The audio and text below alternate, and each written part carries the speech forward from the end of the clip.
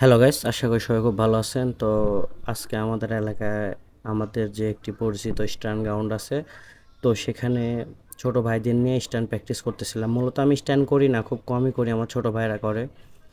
তো আজকে দুইটা ছোট ভাইয়ের মধ্যে স্ট্যান্ড প্র্যাকটিস লাগাইয়া দিছি। এখন যে ভাই স্ট্যান্ড করতেছে তার নাম হচ্ছে মোহাম্মদ জুনায়েদ, এরপরে যে করবে তার নাম হচ্ছে মোহাম্মদ নিশাদ। তো ছোট ভাইরা খুব ক্লান্ত।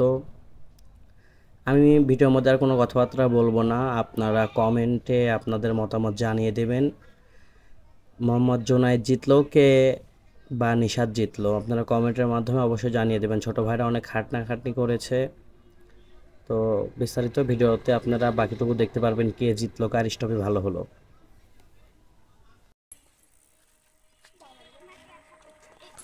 গাড়ি আছে, সাইড দাও, এক কলে দিও, গাড়ি আছে।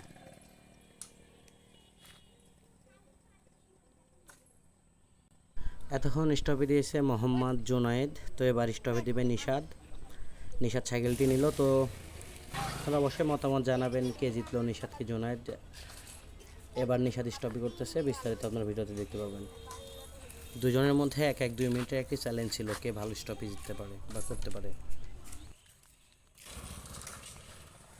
1v1 রোলিং স্টপই চ্যালেঞ্জ।